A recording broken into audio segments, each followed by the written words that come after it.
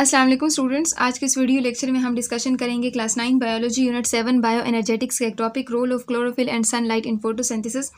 इससे पहले हमने डिस्कस किया था कि जो फोटोसिंथेसिस है ये एक फूड की तैयारी का अमल है। ये जो ग्लूकोज होती है उसकी तैयारी का अमल है, यानी फोटो मीन्स लाइट, सिंथेसिस मतलब मैन्युफैक्चरिंग और तैयारी प्रिपरेशन, यानी फूड की तैयारी सूरज की रोशनी में, खुराक की जो तैयारी है सूरज की रोशनी में, तो उस प्रोसेस को हम फोटोसिंथेसिस का नाम देते हैं। और ये आमतौर पर जो प्लांट्स होते हैं, कुछ एल्गी हैं, इसके साथ साथ कुछ बैक्टीरियाज हैं, ये क्या कर सकते हैं, फोटोसिंथेसिस का प्रोसेस परफॉर्म कर सकते हैं। तो उसके लिए, इस प्रोसेस के लिए हमने कहा था कि क्लोरोफिल जो कि ग्रीन कलर का पिगमेंट होता है वो, और साथ साथ में देखें ये जो सनलाइट है, ये दोनों बहुत ज़्यादा ज़रूरी होते हैं। इसके साथ साथ हम ये भी जानेंगे इस वीडियो में कि हम जो प्लांट्स होते हैं ये ग्रीन कलर के हमें क्यों नज़र आते हैं। इसके साथ साथ ये जो क्लोरोफिल है इसके अलावा भी कुछ केमिकल्स हैं जो कि फोटोसिंथेसिस का प्रोसेस परफॉर्म करते हैं, या जो फोटोसिंथेटिक प्रोकैरियोट्स होते हैं जो कि जिसके अंदर वेल डेवलप ऑर्गेनेली नहीं होते, तो उसके अंदर ये प्रोसेस होती है, कैसे कंटिन्यू रहता है। तो ये सारे क्वेश्चन के आंसर हम देखेंगे। इसके साथ साथ जो MCQs यहाँ बनेंगे तो वो भी हम यहाँ पे अंडरलाइन करते जाएंगे। कहते हैं the chlorophyll is a complex organic compound. Chlorophyll क्या है? कॉम्प्लेक्स ऑर्गेनिक कंपाउंड है। अगर आप इसका मेनली ये स्ट्रक्चर देख लेते हैं ना, ये देखिए ओवरऑल इसका स्ट्रक्चर है। ये देखिए इसका ये हेड होता है, और ये हेड में आप देखें प्रोफाइलिन रिंग्स होती हैं, इनके दरमियान मैग्नीशियम जो होता है वो मौजूद होता है, और ये देखिए इसकी टेल होती है। तो ये देखिए बड़ा कॉम्प्लेक्स इसका स्ट्रक्चर है, ठीक है। तो ये इसका स्ट्रक्चर है और कॉम्प्लेक्स ऑर्गेनिक कंपाउंड है। और कहते हैं ये सूरज की रोशनी को एब्जॉर्ब करता है, और सूरज की रोशनी में से मेनली कौन से पोर्शन एब्जॉर्ब करते हैं? ब्लू और रेड। देखिए जो सूरज की रोशनी है ना, इसमें अगर हम वैसे उसके रेंज देखते हैं तो इसमें बहुत सारे वाइड रेंज हमारे पास आते हैं, लेकिन सूरज की रोशनी में जो हम देखते हैं ना वो विजिबल रेंज होता है। स्पेक्ट्रम अगर हम उसका लेते हैं तो वो विजिबल रेंज होता है। और ये जो विजिबल लाइट है ना, अगर हम विजिबल लाइट की बात करते हैं तो इसके 7 डिफरेंट कंपोनेंट्स होते हैं, 7 डिफरेंट इसमें कलर्स आते हैं। आपको जो ये सूरज की रोशनी वाइट नज़र आती है, इसका मतलब ये 7 कलर्स की कॉम्बिनेशन है, और ये 7 कलर की कॉम्बिनेशन इस तरह से मौजूद होती है। देखिए ब्लू है, देखिए मुख्तलिफ तरह के कलर्स आपको नज़र आते हैं। और जो सूरज के जो 7 कलर्स आपको नज़र आ, और देखें इसका जो वेवलेंथ है वो 400 से लेके 750 तक ये वेवलेंथ है। और मोस्टली जो एब्जॉर्प्शन होती है ना, फोटोसिंथेसिस का प्रोसेस होते हैं वो देखें ब्लू और रेड में हमें ज़्यादातर एब्जॉर्प्शन देखने को मिलती है। देखिए रेट ऑफ, ये देखिए फोटोसिंथेसिस का प्रोसेस ये रेड से रिलेटिव रेट आपको बताया गया है, और ये इसकी वेवलेंथ बताई गई है। ये देखिए रेड और ब्लू में हमें ज़्यादातर ये जो एब्जॉर्प्शन है वो नज़र आ रही है। इसका मतलब यानी सूरज की जो रोशनी है वो ब्लू और रेड कलर जो पोर्शन होते हैं उसका, वो क्या करते हैं, वो प्लांट उसको एब्जॉर्ब करते हैं और फिर उसको कार्बोहाइड्रेट की फॉर्मेशन यानी ग्लूकोज की फॉर्मेशन में उसको इस्तेमाल करते हैं। तो ये MCQs के हवाले से जान लें कि फोटोसिंथेसिस में जो सनलाइट है उसमें कौन सी जो वेवलेंथ है यानी ब्लू कलर और जो रेड कलर है ये क्या करती है, जो पोर्शन ये फोटोसिंथेसिस के लिए ज़रूरी है। उसके बाद कहते हैं कि जो प्लांट्स होते हैं मेनली हमें ग्रीन नज़र आते हैं। क्यों? क्योंकि ये जो 7 कलर्स होते हैं ना, जैसे हम जिसको आमतौर पर नाम देते हैं विबग्योर, ठीक है। ये देखें V for violet, indigo, blue, green, yellow, orange, red. तो इसमें जो मेन मोस्टली जो एब्जॉर्प्शन होती है वो ब्लू और रेड में इसमें एब्जॉर्प्शन होती है, ये एब्जॉर्ब होता है। और ये जो ग्रीन कलर होता है ना, ये प्लांट उसको क्या कर लेता है, रिफ्लेक्ट कर देता है, वापस एक तरह से भेज देता है, ठीक है। तो इसी वजह से हमें ये प्लांट क्या होते हैं, ये ग्रीन नज़र आते हैं। रिफ्लेक्शन का प्रोसेस, रिफ्लेक्टेड का क्या मतलब, रिफ्लेक्शन किस चीज़ को कहते हैं? जैसे ये एक सरफेस है, ठीक है, इसके ऊपर सूरज की रोशनी पड़ती है और ये वापस मुड़ के आ जाती हैं, एब्जॉर्ब नहीं होती बल्कि वापस मुड़ जाती हैं। तो ये जो रोशनी के मुड़ने का अमल है इसको हम रिफ्लेक्शन का प्रोसेस कहते हैं, और यही चीज़ हमारे प्लांट्स के अंदर भी होता है। प्लांट्स के अंदर एक ग्रीन कंपोनेंट होता है, ठीक है। और किसी भी देखिए सारे कोई भी कलर इसमें है नहीं, ठीक है, अगर ग्रीन है बाकी नहीं है तो वो सारे एब्जॉर्ब हो जाएंगे, जो ग्रीन है तो वो उससे एक तरह से टकरा के वापस चला जाएगा, ठीक है। तो मेनली जो भी कलर हमें, जैसे ये रेड हमें नज़र आ रहा है, इसका मतलब इसके ऊपर बहुत सारे कलर्स पड़ रहे हैं, और ये जो रेड कलर होता है ये रिफ्लेक्ट होते, बाकी सारे इस रेड कलर में एब्जॉर्ब हो जाते हैं, ठीक है। तो यही प्रोसेस हमें प्लांट्स में भी देखने को मिलता है कि जो ग्रीन कलर होता है, ग्रीन पोर्शन होती है, प्लांट उसको रिफ्लेक्ट करते हैं, और इसी वजह से हमें क्लोरोफिल जो होता है वो ग्रीन नज़र आता है, और इसी क्लोरोफिल की वजह से हमें प्लांट्स क्या होते हैं, ग्रीन नज़र आते हैं।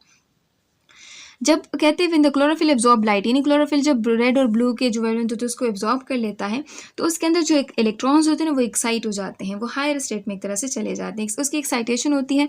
फिर उस एक्साइटेड इलेक्ट्रॉन के पास जो एनर्जी होती है ना वो क्या होती है, उसको यूज़ किया जाता है ATP की सिंथेसिस के लिए। ATP क्या है? ये एनर्जी करेंसी ऑफ सेल है, इसको हम पहले डिस्कस कर चुके हैं। एडिनोसिन ट्राइफॉस्फेट, ATP के मेनली 3 कंपोनेंट हमने डिस्कस किए थे।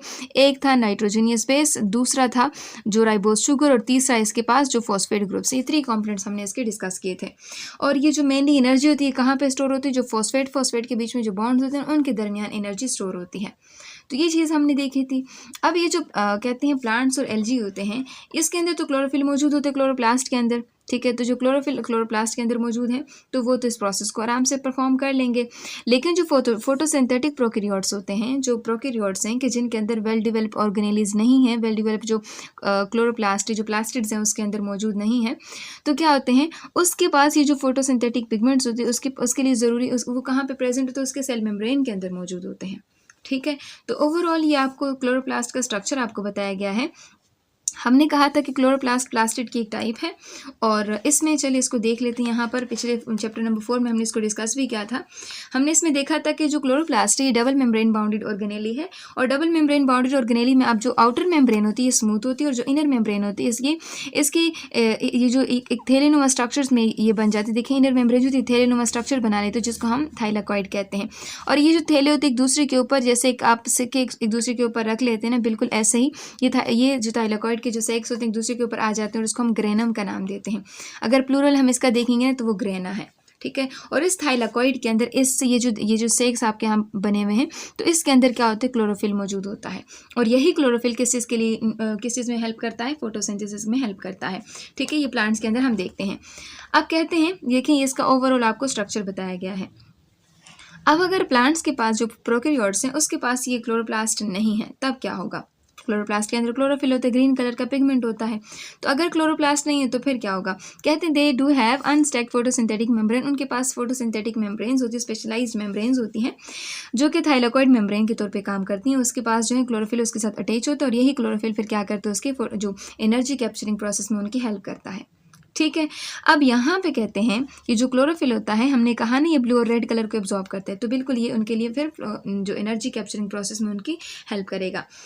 अब फोटोसिंथेटिक पिगमेंट्स में यहाँ पे देखते हैं कि जो फोटोसिंथेटिक पिगमेंट्स होते हैं they are organised to form cluster. Photosynthetic pigments को ना एक खास एक ऐसे अंदाज में उसको अरेंज कर दिया जाता है, क्लस्टर ग्रुप्स की शक्ल में उसको अरेंज कर दिया जाता है जिसको हम क्या नाम देते हैं, फोटोसिस्टम्स का नाम देते हैं। अब कहते हैं in the thylakoid membrane of the chloroplast, यानी क्लोरोप्लास्ट के जो थाइलाकॉइड मेम्ब्रेन्स होती हैं उनके अंदर ही जो फोटोसिंथेटिक पिगमेंट्स होती हैं वो कलर्स जो फोटोसिंथेसिस के प्रोसेस में उनकी हेल्प करते हैं तो उसको एक स्पेशलाइज्ड ग्रुप्स की शक्ल में उसको अरेंज किया जाता है और उसको फिर हम क्या नाम देते हैं, फोटोसिस्टम्स का नाम देते हैं।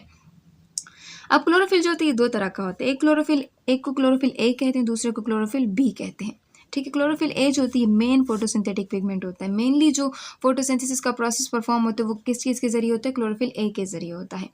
बाकी इसके साथ कुछ एक्सेसरी पिगमेंट्स भी होते हैं, साथ साथ में कुछ और पिगमेंट्स भी होते हैं जिसमें शामिल है क्लोरोफिल बी और साथ में कैरोटीनाइड्स भी कुछ पिगमेंट्स होते हैं जो कि फोटोसिंथेसिस में उनकी हेल्प करते हैं, ठीक है। सो ये जो क्लोरोफिल होते हैं मेनली कौन से कलर एब्जॉर्ब करते हैं, ब्लू एंड रेड लाइट को एब्जॉर्ब करता है और कुछ वेवलेंथ्स होती हैं वो उसमें एब्जॉर्ब नहीं होती, ठीक है, बाय द क्लोरोफिल ए, यानी कुछ वेवलेंथ्स होती हैं वो क्लोरोफिल ए उसको एब्जॉर्ब नहीं कर पाता, ठीक है।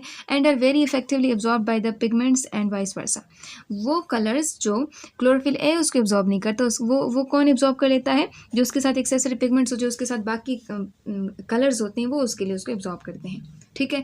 तो हमने क्या देखा कि क्लोरोफिल का काम क्या है, लाइट को एब्जॉर्ब करना, सूरज की रोशनी को एब्जॉर्ब करना। और सूरज की रोशनी को कैसे एब्जॉर्ब किया जाता है, मेनली इसके पास स्पेशलाइज्ड कंपोनेंट्स होते हैं, कलर्स होते हैं एक तरह से, वो उसको क्या करते हैं, एनर्जी को ट्रैप करते हैं उसके लिए और फिर उस एनर्जी को यूज़ किया जाता है ग्लूकोज की सिंथेसिस के लिए फिर या फिर हम कह सकते हैं एटीपी की सिंथेसिस के लिए।